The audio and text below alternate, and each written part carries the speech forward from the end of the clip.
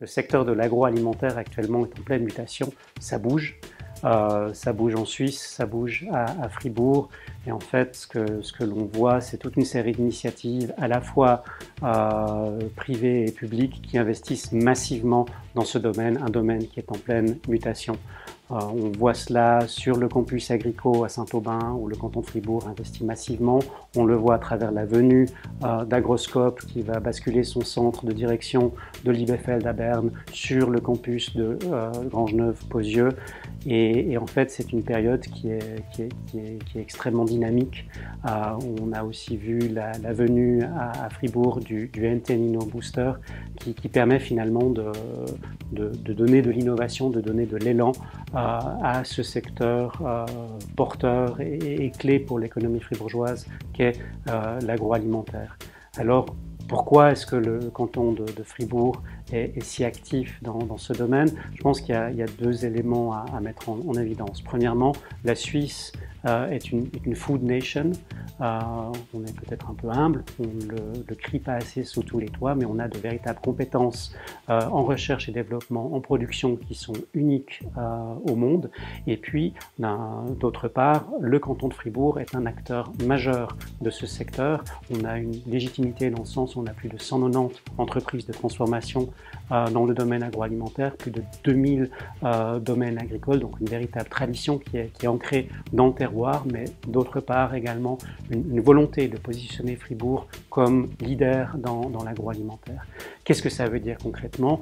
On a eu un processus participatif faisant partie de ce développement de ces stratégies agroalimentaires qui a, en collaboration avec tous les acteurs de la filière, donc avec des PME, des agriculteurs, des grands groupes internationaux, défini cette stratégie de développement qui a abouti à la mise en place de 3 programmes phares. Le premier programme phare est la valorisation de la biomasse, le deuxième programme phare est l'agriculture et l'industrie 4.0 et le troisième programme phare est un Food and Farm Living Lab qui permet de faire le lien avec le consommateur qui est aussi un acteur massif de l'agroalimentaire. Et puis, après, le thème de l'événement auquel on vous convie est celui de l'économie circulaire et de la décarbonisation. Alors, pour vous donner un amuse-bouche de ce qui vous attend lors de cet événement, je peux vous mentionner 2 exemples concrets d'économie circulaire qui ont été mis en œuvre dans le canton de Fribourg. Le premier est le projet Kera, qui est un projet qui a visé à utiliser un coproduit de la production de viande de poulet. Donc les plumes typiquement sont brûlées avec un impact carbone négatif, et en fait on peut transformer ces plumes de poulet qui sont riches en kératine en polymères, et de ces polymères on peut faire un film alimentaire. Donc on peut in fine emballer du poulet dans du poulet. Donc ça c'est un exemple très pratique d'économie circulaire que l'on a étudié, que l'on pourrait mettre en œuvre.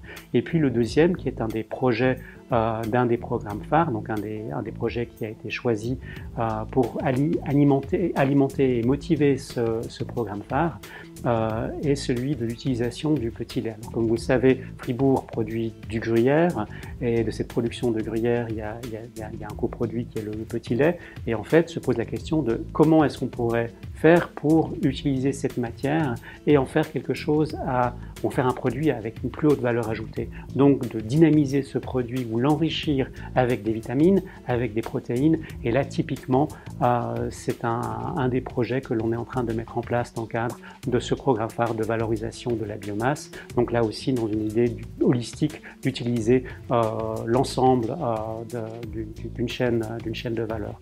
Donc finalement l'objectif c'est de la fourche à la fourchette d'innover. Je vous invite à nous rejoindre à Fribourg le 18 mai à la HEG et puis venez, ce sera passionnant.